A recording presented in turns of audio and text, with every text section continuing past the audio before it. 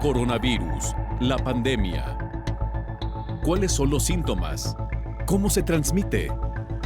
¿Qué puedo hacer para protegerme y prevenir la propagación de la enfermedad? Nuevo padecimiento que ha encendido las alarmas de los sistemas de salud. Coronavirus, la pandemia. ¿Qué tal? ¿Cómo le va? Bienvenido a este recuento que hacemos durante el fin de semana para que usted esté al tanto de lo más importante, lo más destacado que le hemos presentado a lo largo de los últimos días. Bienvenidos a quienes nos ven a través de la señal de todos, Canal 44, a quienes nos siguen a través de las televisoras públicas en México y América Latina y por supuesto a nuestra audiencia en Radio Universidad de Guadalajara. Iniciamos con el reporte de nuestra compañera Cristina Gallego desde la sede de la Organización Mundial de la Salud. Hola, ¿qué tal? Buenos días, Belén, y buenos días a todo el auditorio de Canal 44. Los casos globales de coronavirus desde que comenzó la pandemia rozan los 171 millones y las muertes ya alcanzan las 3.500.000, con descensos en todas las zonas más afectadas, menos en América del Sur, según los datos de la Organización Mundial de la Salud. En términos absolutos, se han registrado del 24 al 30 de mayo 3,5 millones de nuevos casos y 78.000 fallecidos, por lo que fue la quinta semana consecutiva de descensos en contagios y la cuarta en muertes. Debido a que muchos de los países de América del Sur tienen un ritmo de vacunación más lento, en el continente americano los casos semanales bajaron solo un 2% la semana pasada, cuando en el europeo se desplomaron un 26%. Con respecto a la vacunación, en términos relativos, los países que encabezan la lista de inmunizaciones son Emiratos Árabes Unidos, donde se han administrado 130 dosis por cada 100 habitantes, seguido por Israel, con 122 por cada 100 personas, y Bahrein, con 101. Por otra parte, la Autoridad Reguladora de Fármacos suiza ha anunciado que la vacuna anti-COVID de Pfizer puede conservarse en un refrigerador normal a temperaturas de entre 2 y 8 grados, lo que facilita su manejo, ya que inicialmente se aconsejaba el almacenamiento en ultrafrío, entre 60 y 90 grados bajo cero. El regulador suizo ya había indicado con anterioridad que la vacuna de Pfizer mantenía sus propiedades al menos 5 días a temperaturas entre 2 y 8 grados, pero tras evaluar de nuevo los datos de la vacuna ha elevado el tiempo a un mes, lo que permitirá a las instalaciones sanitarias un manejo más sencillo y una manipulación más flexible de la vacuna. Con respecto al impacto económico de la crisis sanitaria, la Organización Internacional del Trabajo, con sede en Ginebra, ha advertido de que la pandemia de COVID aún destruirá en 2021 trabajo equivalente a 100 millones de trabajos a tiempo completo, cifra que se reducirá a 26 millones en 2022, pero hasta 2023 el crecimiento del empleo no compensará las pérdidas sufridas. En su informe actualizado sobre los efectos de la pandemia en el mercado de trabajo, la organización empeora ligeramente sus iniciales previsiones de principios de este año, debido a factores como el lento ritmo de vacunación en muchos países, que puede retrasar la recuperación económica. Reportó desde Ginebra Cristina Gallego para el programa Coronavirus, la pandemia. Secuelas al parecer permanentes deja COVID-19. Científicos analizan el daño pulmonar, principalmente alteraciones parenquimatosas y vasculares pulmonares. Aunque el sistema de salud anuncia un posible descenso del virus SARS-CoV-2 a 1 año y medio de su surgimiento en diferentes países, las repercusiones que ha dejado son mayúsculas. En este tiempo ya suman 170 millones de personas enfermas y 3,5 millones que han perdido la vida. La mayoría ha tenido daño pulmonar, principalmente quienes tienen padecimientos crónicos como diabetes, hipertensión o del corazón. Diversos estudios relacionados con el análisis del paciente con COVID-19 y estos padecimientos crónicos muestran que la mayoría presenta neumonía y síndrome de dificultad respiratoria aguda. Aquellos con antecedentes de trastornos cardiovasculares han sido el de mayor riesgo de la enfermedad grave de la COVID-19 e igual los que tienen graves afectaciones en los pulmones previo a padecer la enfermedad coronaria requiriendo asistencia ventilatoria prolongada. Las y los pacientes hospitalizados en unidades críticas presentan eventos trombóticos pulmonares, principal factor de riesgo asociado a la mortalidad por SARS-CoV-2. En algunos casos han presentado secuelas pulmonares post-COVID-19, por lo que requieren seguimiento y tratamiento. Algunas de las secuelas de la COVID-19 son alteraciones parenquimatosas y vasculares pulmonares. Las personas de mayor edad son las que han tenido más riesgo de fibrosis pulmonar al presentar la enfermedad COVID-19 con síntomas agudos como fiebre, tos y disnea, seguido de neumonía y afectación inflamatoria, lo que ocasiona severas complicaciones. El daño pulmonar es frecuente aunque haya pasado un año de haber tenido COVID-19, muestran especialistas de la Universidad de Reino Unido. En el informe se indica que hay reducción de la función pulmonar. Las mujeres tienen mayor riesgo de deterioro persistente de la difusión pulmonar que los hombres.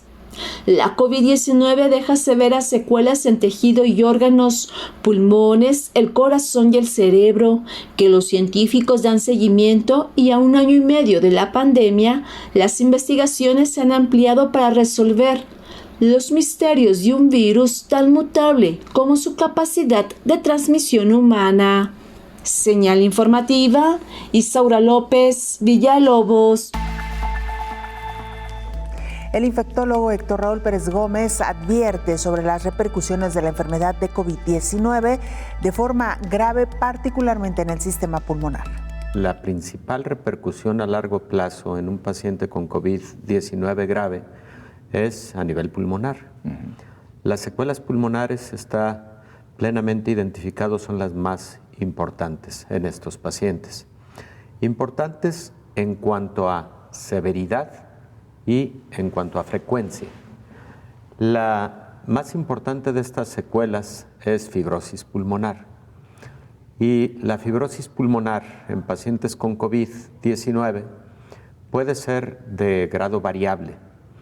Se deben hacer estudios a todo paciente que tuvo COVID-19, sobre todo COVID grave o COVID crítico, porque hay pacientes que pueden tener actividades cotidianas que no les representa un excesivo esfuerzo, pero que cuando por algún motivo esa actividad les demanda un esfuerzo adicional, ahí notan una diferencia importante respecto de su estado anterior al COVID. Hay pacientes que inmediatamente después del COVID identifican que su función respiratoria ha cambiado importantemente y que siguen teniendo esa dificultad a lo largo de semanas y, como bien lo señalas y lo hemos escuchado en las cápsulas informativas, puede persistir durante meses y no sabemos si alguna de estas secuelas sea permanente. Eso nos lo va a decir el tiempo. Ha transcurrido un año y medio apenas desde que conocimos de esta nueva enfermedad COVID-19. El abordaje es un abordaje tanto de estudios de imagen como de estudios de funcionalidad pulmonar, porque podemos estar viendo un estudio de imagen ya normal, podemos estar viendo un estudio de imagen en donde lo que al inicio eran múltiples infiltrados tomográficos o radiográficos, etcétera, pueden desaparecer en el lapso de las siguientes 6 semanas y sin embargo el paciente puede seguir notando dificultad para respirar o no la misma funcionalidad respiratoria. Claro. Y en ese sentido, decía que los estudios se deben complementar, por ejemplo, con espirometrías, que son los estudios que nos miden el funcionamiento respiratorio pulmonar, que no solo son los pulmones, también nos miden la capacidad de la caja torácica, de los músculos también de la respiración, porque la respiración no solamente son vías respiratorias y pulmones, sino otros elementos anatómicos. Se han hecho varios intentos en las diferentes etapas de esta pandemia de COVID-19 por reabrir el sector turístico, incluso algunos de ellos han operado, algunas regiones han operado en medio de crisis por esta pandemia. Sin embargo, Parece ser que hoy, en medio de esta vacunación y en el descenso en el número de casos en varios países, se puede regresar ya con menos riesgo a la actividad turística. What should the future of tourism look like? And how can we make it? ¿Cómo volverá a ser el turismo? ¿Qué futuro le depara al sector? Son algunas de las preguntas de la cumbre de recuperación del turismo en Riad, en Arabia Saudí, una señal clave de que el sector ansía volver a la actividad tras 18 meses de parón. El papel que desempeña el turismo es enorme en la creación de empleo y como motor de la economía. Al avanzar en este terreno, ayudamos a la economía en su conjunto, pues el sector turístico representa el 10% del Producto Interior Bruto mundial. En el año 2020, el mercado mundial de viajes y turismo se redujo a 1,27 millones de euros. Según proyecciones, podría aumentar a 1,4 billones este año. Eventos como este muestran con optimismo una ansiada recuperación del sector. El certificado COVID digital europeo recientemente acordado y la cooperación mundial es esencial, asegura el ministro de Turismo de Grecia. La única manera es establecer un conjunto común de reglas. Debemos asegurarnos un nuevo marco que pueda sostenerse por sí mismo. Esta cumbre coincide con la apertura de la primera oficina regional de la Organización Mundial del Turismo en Oriente Medio. Será uno de los lugares más importantes para proyectar nuevas ideas. Para la región de Oriente Medio, el turismo es cada vez más importante, aseguraba el secretario general de la OMT. A medida que el mundo vuelve a abrirse con cautela, se busca un turismo seguro en tiempos de pandemia, con gestos que habrá que seguir manteniendo antes de volver a la normalidad. Hacemos una pausa, regresamos con mucho más.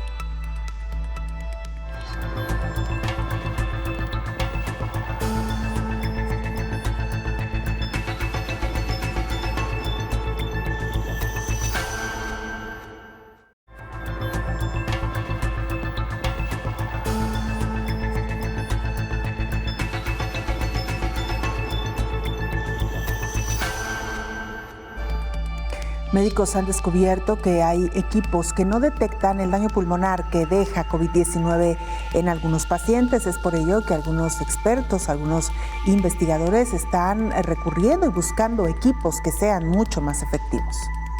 Con equipo de vanguardia, un grupo de investigadores de Oxford y Sheffield identificaron daños persistentes en los pulmones de pacientes 3 meses después de ser dados de alta. Este daño no se detectó mediante tomografías computarizadas de rutina y pruebas clínicas, y en consecuencia normalmente se les diría a los pacientes que sus pulmones son normales, señalan los científicos en un artículo publicado en Radiology, la principal revista de radiología en el mundo. Esta investigación preliminar adicional del equipo ha demostrado que los pacientes que no han sido hospitalizados con COVID-19, pero que experimentan disnea a largo plazo, pueden tener un daño similar en sus pulmones, y se necesita un estudio más amplio para confirmarlo. Los investigadores de Oxford y Sheffield dijeron que las exploraciones de resonancia magnética de xenón hiperpolarizado habían encontrado anomalías en los pulmones de algunos pacientes con COVID-19 durante más de 3 meses, y en algunos casos 9 meses después de salir del hospital, cuando otras mediciones clínicas eran normales. El investigador principal del estudio, el profesor Fergus Gleeson,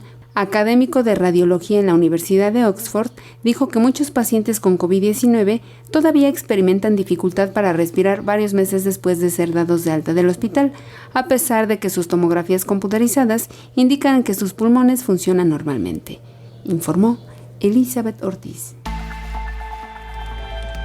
Esta semana hablamos con el neumólogo Raúl Sensores. Él menciona que el 80% de pacientes que enfermaron por COVID-19 podrían tener secuelas post-COVID. También vaticina más bien que será un problema de salud pública mayor en un futuro. En principio, en el cuadro agudo, que como todos sabemos, el cuadro agudo se caracteriza por muy marcado ataque al estado general, fiebre, dolor de músculos, dolor de cabeza, dolor de todo el cuerpo, hasta las pestañas pueden los pacientes referir que les duele en el cuadro agudo. Una vez superado el cuadro agudo, cuya principal manifestación suele ser la insuficiencia respiratoria, por lo que conocemos como neumonía de focos múltiples, que son parches de vidrio despulido en todos los pulmones que impiden la oxigenación apropiada. Entonces, el siguiente paso es la recuperación. Y en este sentido, la recuperación es lo que se conoce como recuperación lenta.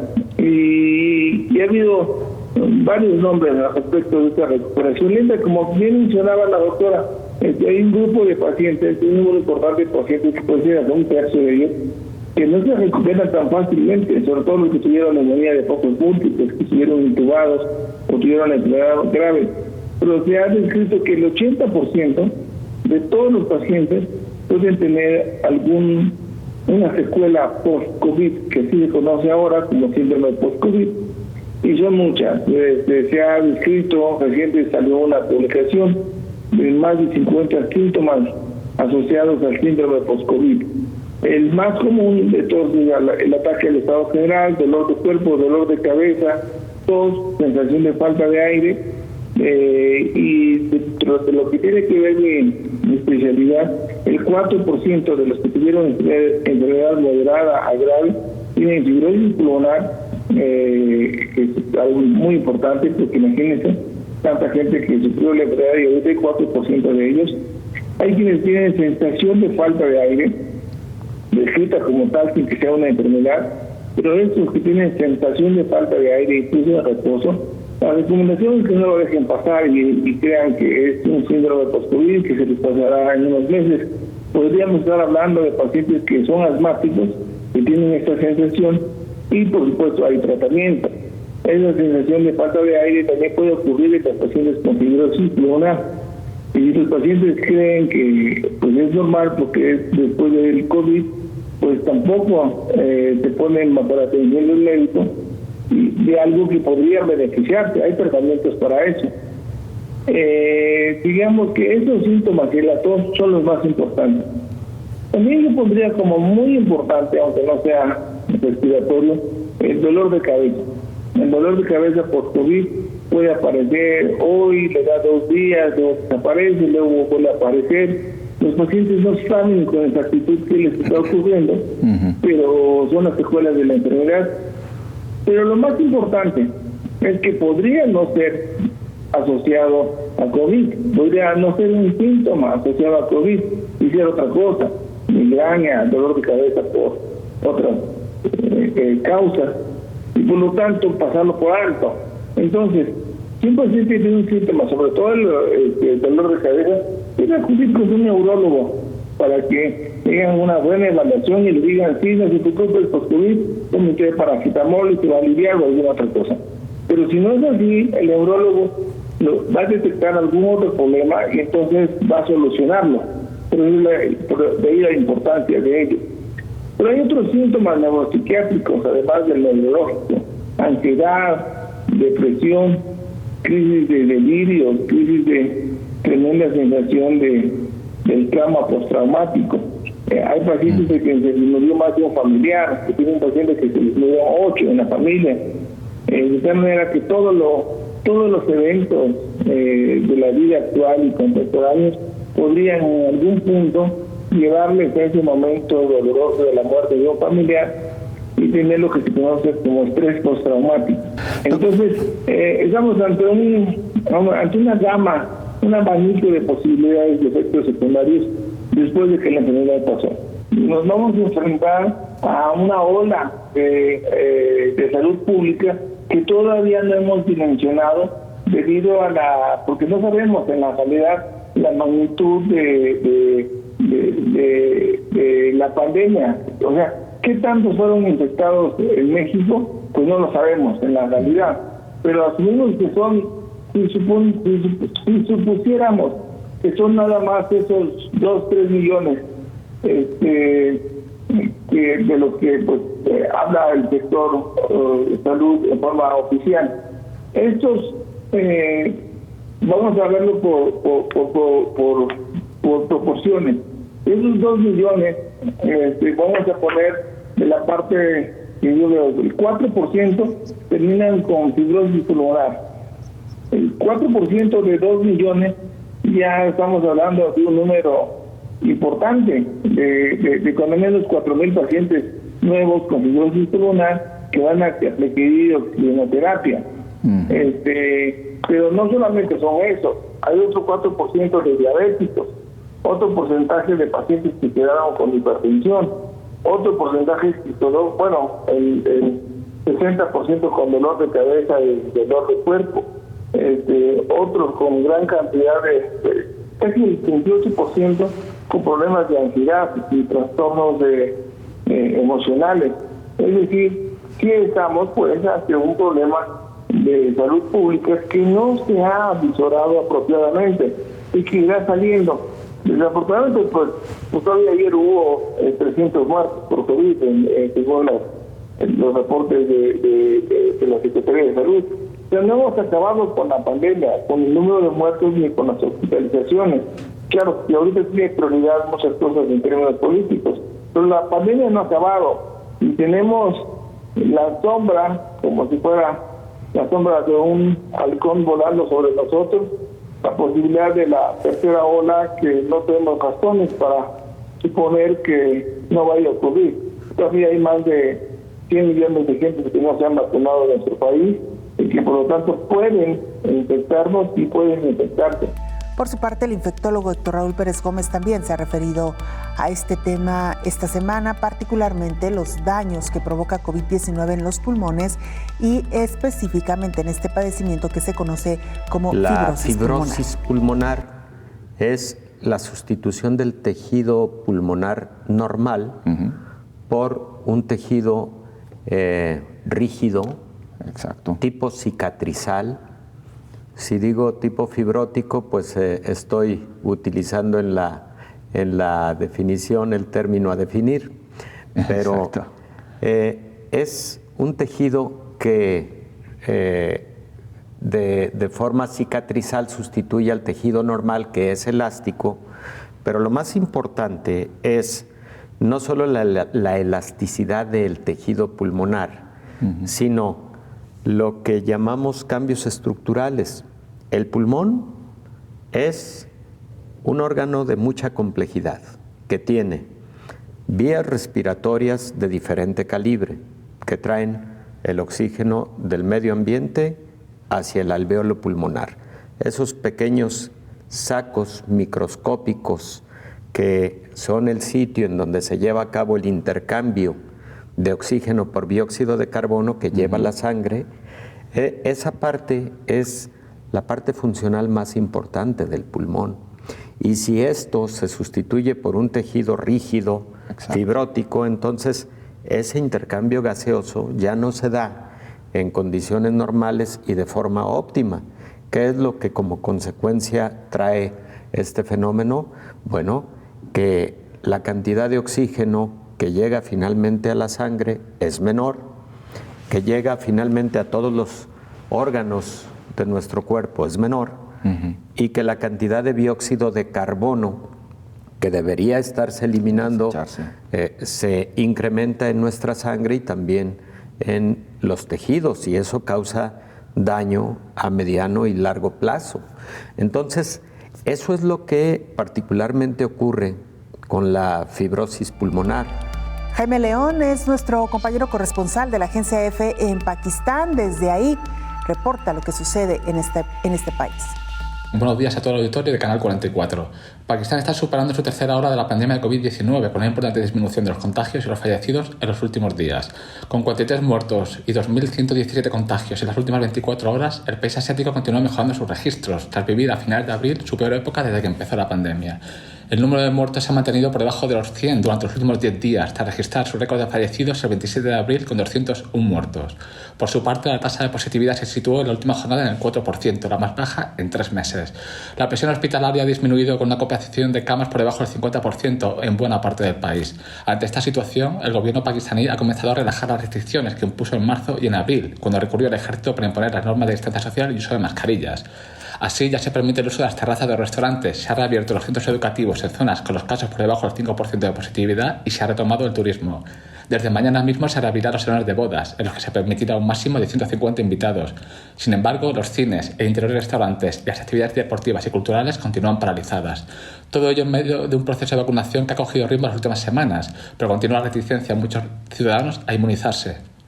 Pakistán registró el sábado su mayor récord de vacunas en un día, con casi 400.000 pinchazos, sobre todo de las chinas Sinopharm y CanSino. Así, el total de dosis administradas asciende a poco más de 6 millones, con algo más de 1,5 millones de personas con la pauta completa. Ahora mismo pueden vacunarse los mayores de 30 años y desde el jueves podrán acceder a las vacunas los mayores de 18. Pero las autoridades han informado de que solo 11 millones de personas se han registrado hasta el momento para vacunarse en un país de 220 millones de habitantes. En el islámico Pakistán, la reticencia a las vacunas viene de lejos, por motivos religiosos, culturales y las teorías conspiratorias. En el caso de las vacunas contra la COVID circulan todo tipo de historias, desde que hay personas que han muerto por pincharse, a que provoca infertilidad, hasta que les hace crecer el bigote y la barba a las mujeres, algo que preocupa en el país ante la detección de varios casos de la cepa india de la COVID, que ha hecho estragos en el país vecino. Reportó desde Pakistán Jaime León para el programa Coronavirus, la pandemia. Vamos a la pausa breve, regresamos con más.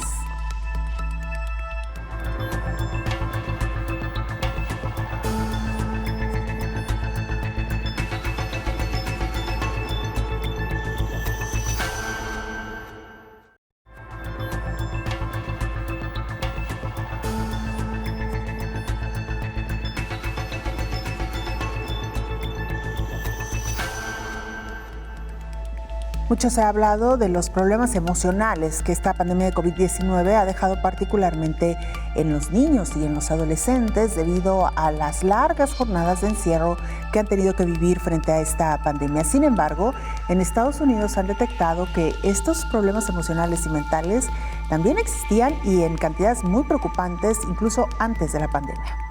Antes de la pandemia, muchos niños con necesidades de salud mental no recibían atención, por lo que es posible que el acceso a estos servicios hayan empeorado con la pandemia. Aunque el acceso a la salud mental mediante la telemedicina aumentó, las escuelas eran un sitio comúnmente utilizado por niños y adolescentes para atenderse, pero ante el cierre de los centros educativos fue interrumpida la atención, informó la Fundación Kaiser. Muchos padres han reportado malos resultados de salud mental en sus hijos durante la pandemia.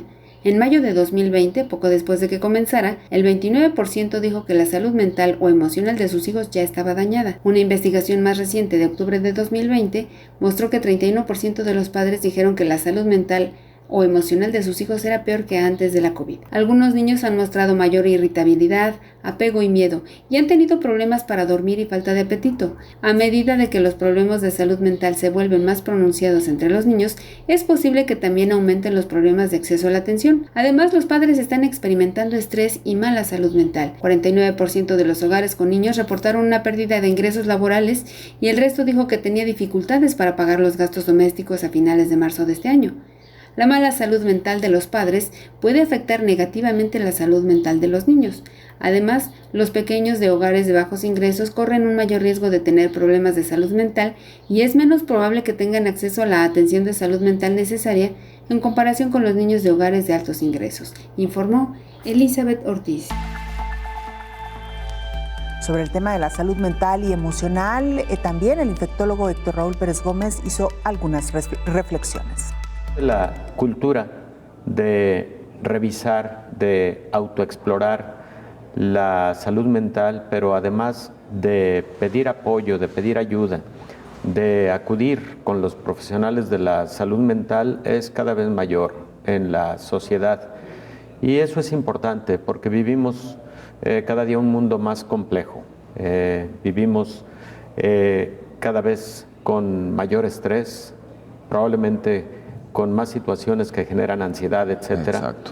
Y la pandemia de COVID-19 ha venido a agudizar estos serios problemas relativos a la salud mental. Fíjate, José Ángel, creo que los podemos dividir en dos grandes grupos. Uno de ellos es el estrés, la ansiedad, la preocupación y en muchos momentos la depresión que ha generado esta pandemia en la población general. Exacto. Por el temor de infectarse, por el temor de que enferme mi ser querido, por el temor de que ese ser querido sea un paciente altamente vulnerable, que pueda ir a gravedad, por el temor a que no tenga las condiciones óptimas para su adecuada atención, vamos, por todo lo que estaría alrededor de el riesgo de estar infectado, estar enfermo de COVID-19 o de que mi familiar, mi ser querido lo esté o adquiera la enfermedad. Pero segundo, la salud mental relacionada con el impacto que ha generado COVID-19 desde el punto de vista económico y social. Por supuesto. ¿Cuántos empleos se han perdido? ¿Cuántos negocios han cerrado? ¿Cuántas familias han visto un deterioro económico durante este año y medio de la pandemia por todas estas razones? Y eso evidentemente ha generado un trastorno a la salud mental de forma indirecta al que causa el temor por el COVID, por estar enfermo por COVID. Pero el otro grupo importante de pacientes o de personas impactadas en su salud mental son quienes han enfermado de COVID. Claro. Porque el COVID, dentro de la esfera de signos y síntomas, de sintomatología, que puede dejar de manera residual, incluye síntomas de estrés, de ansiedad, de trastornos del sueño, de depresión, que frecuentemente han prevalecido incluso a lo largo de semanas o a lo largo de meses después de un episodio grave de COVID. Entonces creo que estas han sido todas las esferas que el COVID ha impactado relativas a la salud mental.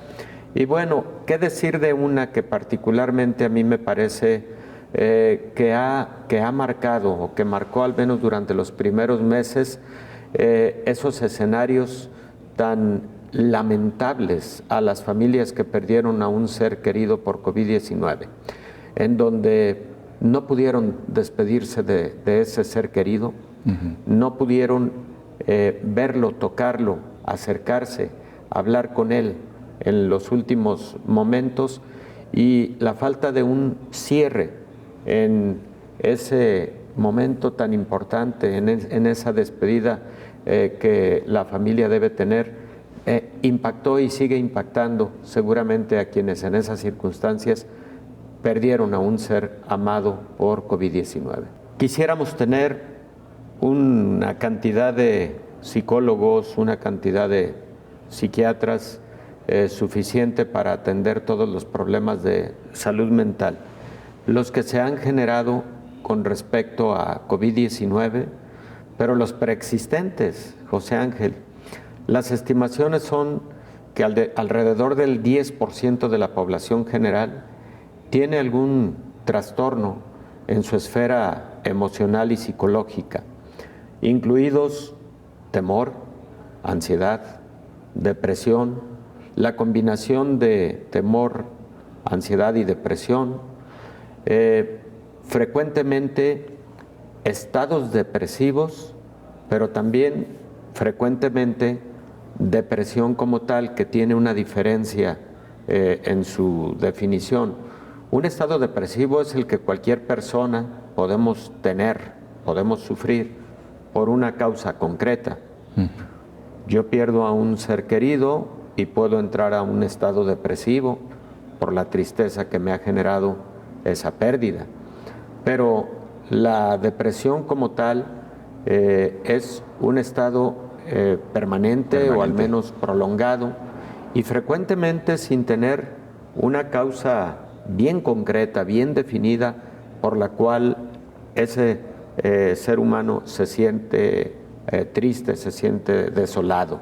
Entonces, 10% de la población previo al COVID ya tenía algún trastorno en la esfera psicológica y emocional, y ahora con el COVID las estimaciones son que el 30% de las personas que han sufrido un episodio de COVID han quedado con síntomas residuales o prolongados de esta naturaleza, incluyendo los trastornos del sueño. Muy importante, 30% con trastornos del sueño.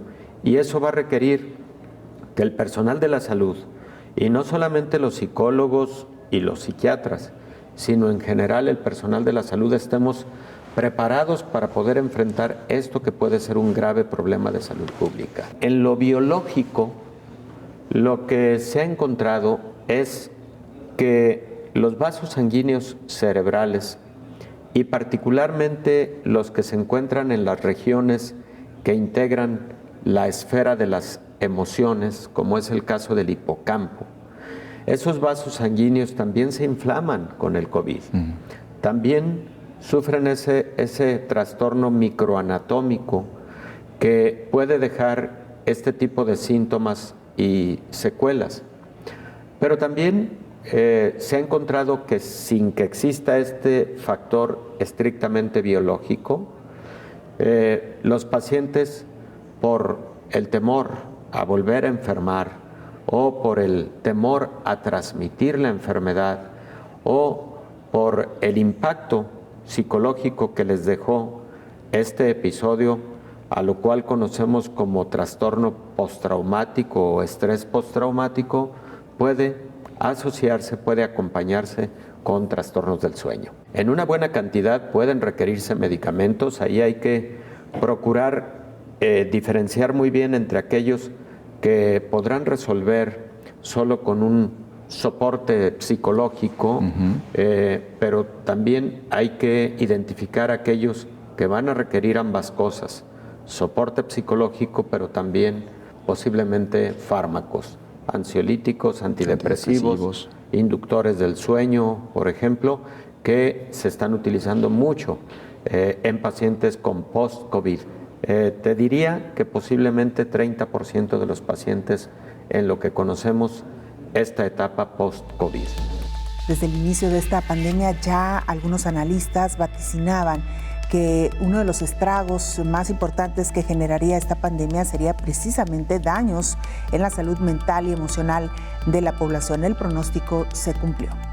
La pandemia de coronavirus está afectando a la salud mental de miles de personas en todo el mundo.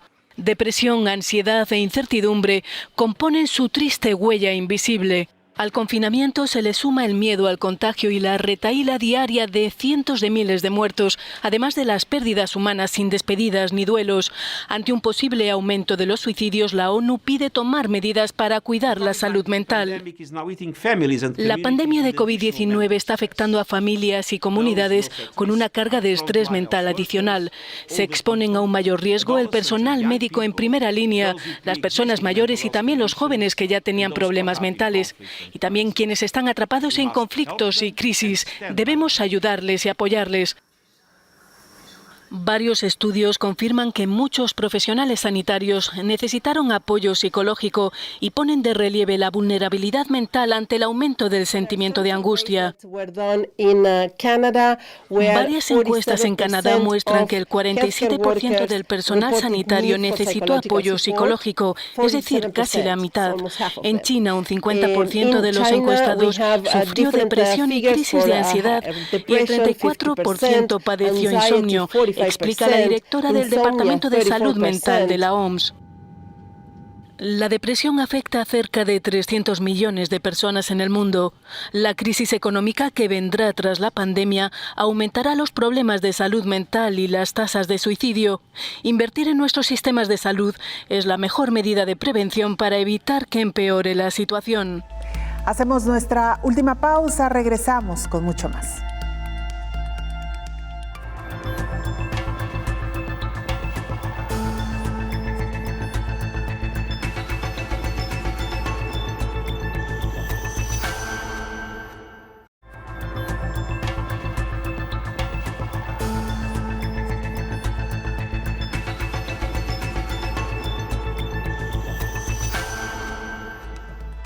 Una vez que lamentablemente se han cumplido los pronósticos en cuanto al daño que ha causado la pandemia de COVID-19 en la salud mental y emocional de la población, la pregunta siguiente es ¿qué hacer frente a estos casos?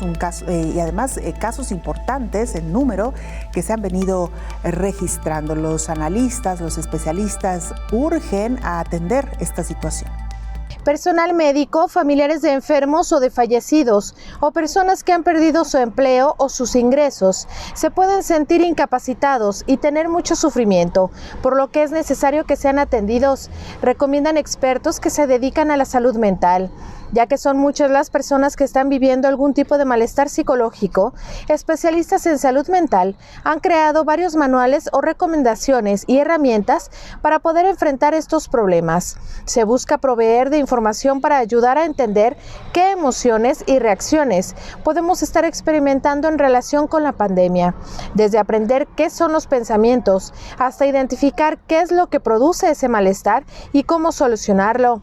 La exposición prolongada a una situación tan estresante, incierta y excepcional puede generar en muchas personas un desgaste o agotamiento emocional que tiene que ser atendido, ya que desde el desempleo, la pérdida de seres queridos y estilos y formas de vida, además del cambio de hábitos, pueden generar emociones desagradables e incapacitantes.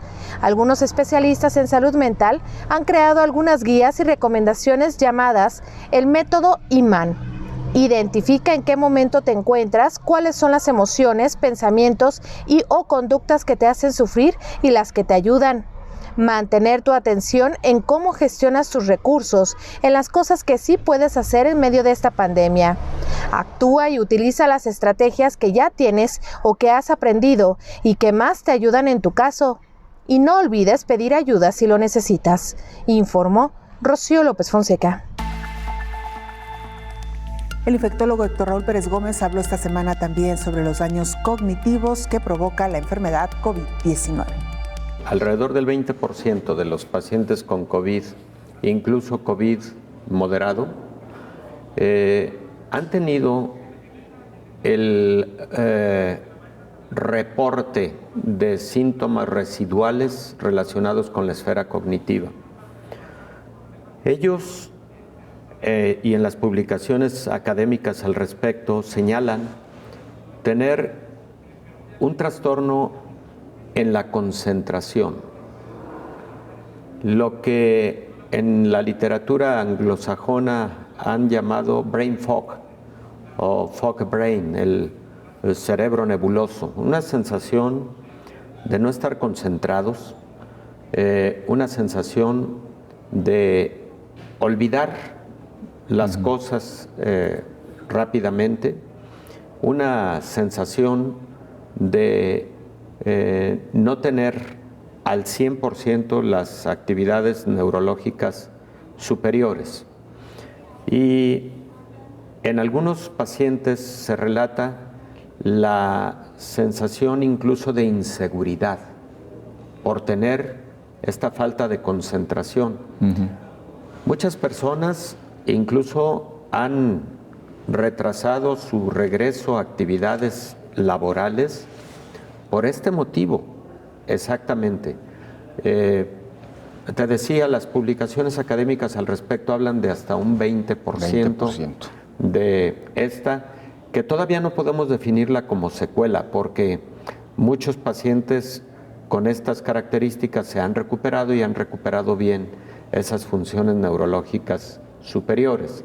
Sin embargo, en algunos la persistencia ha sido de varias semanas, incluso de meses. Entonces, va a haber que caracterizar perfectamente bien si algunos pacientes terminan con esto como una secuela o si solamente como síntomas prolongados de COVID. Que de quedar ya como secuela, doctor, pues ya se tendría que convertir en un factor incapacitante. Bueno, dependiendo del grado, definitivamente. La mayor parte de pacientes se han recuperado y han tenido de nuevo inserción a sus actividades laborales, escolares, etcétera. Pero, dependiendo el grado, la duración, etcétera, se puede calificar como hasta incapacitante algún caso de esta naturaleza. En todo el mundo ha habido esfuerzos muy interesantes por parte de las propias estructuras de salud, por parte de universidades, por parte de fundaciones, asociaciones de respaldo psicológico, tanto a pacientes con COVID, a su familia, pero también a la población en general. Se han instalado, por ejemplo, programas de apoyo a través de líneas telefónicas, a través de videoconferencias, a través de plataformas digitales que han permitido, por ejemplo, incluso en situaciones de crisis psicológicas, hacer llevadera esta situación, pero particularmente en momentos de crisis, poder hacer esa, valga la redundancia, atención en crisis. Y estos esfuerzos que han ocurrido a todos los niveles, creo que de alguna manera su familia y en general la sociedad. Otro factor que nos faltó comentar y que creo que es de alto impacto con motivo del trastorno a la esfera cognitiva y a la esfera de las emociones, la esfera psicológica, pues ha sido los múltiples momentos de confinamiento social y esto lo han sufrido niños, lo han sufrido adolescentes, lo han sufrido jóvenes. Su formación está en las relaciones humanas. Parte de su formación integral está en la generación de valores que muchos de ellos se dan precisamente en base a las relaciones humanas. Entonces, también esta es otra línea por la cual la sociedad en general se ha visto impactada por el COVID-19. Y justo partiendo de ello, atención especial merecerían los niños, claro, doctor. Claro, definitivamente. Los niños, fíjate, José Ángel, muchos niños tuvieron, por ejemplo, un año de actividad escolar y haber generado la amistad, y luego dejar de ver a sus compañeritos. Cuando les representa todo un atractivo ir a la escuela precisamente por esa convivencia. Y luego un año y medio sin volverlos a ver, a lo mejor viéndolos a través de plataformas electrónicas, etcétera, en actividades escolares, no es lo mismo, definitivamente. Y muchos de estos niños, claro que se han impactado sustancialmente en su esfera emocional y requieren o han requerido atención a la esfera psicológica. Para los profesionales del desarrollo humano, existen momentos en la etapa de la vida en que se van fundamental que genera la socialización en el desarrollo, tanto psicológico como también neurológico, y no se diga también el desarrollo físico. Todo eso se ha impactado invariablemente, y como estas esferas del desarrollo, es decir, físico, psicológico, emocional, van teniendo momentos etarios significativos, porque es parte de incluso la biología del ser humano. Bueno, entonces cuando no se logró cierto momento de socialización en tal etapa de la vida, ese momento de socialización puede ser más difícil en otra etapa que no era la idónea para ese propósito. Tenemos que evaluar cómo se encuentra nuestra salud mental, pero también tenemos que ver a nuestro entorno, porque a veces un ser querido puede estar sufriendo de esa esfera psicológica, puede estar en un estado de tristeza, puede estar ansioso, puede estar con trastornos del sueño. No verlo para sí mismo y también no identificarlo o negarlo. Y la negación también es conveniente enfrentarla a través de la ayuda primero de quienes están o estamos alrededor, pero también a través enseguida de los profesionales de la salud. Entonces es mirar hacia adentro, pero también mirar cómo se encuentran quienes están a nuestro alrededor, para que identificando un impacto, un trastorno a esta esfera psicológica y emocional, podamos brindar nuestra mejor ayuda o el consejo de ver a un profesional de la salud. Hablábamos en un bloque anterior sobre la reapertura de centros turísticos en algunos países, en algunas localidades que viven precisamente de esta actividad. Bruselas urge a reabrir los espacios turísticos en este país. Se acerca el verano y crece la población vacunada. por lo que la Comisión Europea ha pedido a los Estados miembros que levanten parte de las restricciones de viaje en el continente. Bruselas quiere que los países europeos armonicen sus medidas para facilitar la libre circulación en Europa. Proponemos que no se realicen pruebas PCR o cuarentenas para viajar a las personas totalmente vacunadas o que se hayan recuperado del virus. Esto ya se practica en muchos Estados miembros y debería existir independientemente de desde dónde se viaja o hacia dónde se viaja. Proponemos un acuerdo común sobre qué se entiende como persona totalmente vacunada en el contexto de un viaje. Para nosotros significa 14 días después de haber recibido su última dosis. Bruselas quiere que las personas que no entren en esas dos categorías estén sujetas al color de la zona de donde provienen.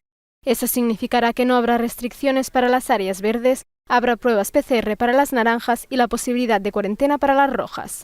Las propuestas están diseñadas para complementar el certificado de viaje COVID de la Unión Europea, que se espera que esté listo para el 1 de julio.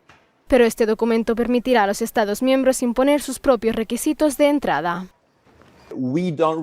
Realmente no tenemos la garantía de que los Estados miembros mantendrán este compromiso, porque el mismo certificado COVID permitirá expresamente a los Estados miembros apartarse de él, como por ejemplo en una situación en la que alguien ha recibido una vacuna pero no la segunda dosis. Algunos países pueden reservarse el derecho de no reconocer el certificado COVID e imponer requisitos adicionales. Por lo que no creo que esta sea realmente la solución, sino que será la causa de muchos problemas para el verano de muchos europeos. Las propuestas pasarán ahora al Consejo para su debate y posible adopción a mediados de junio. De esta manera llegamos al final de este espacio. Gracias por habernos acompañado. Que tenga un excelente fin de semana.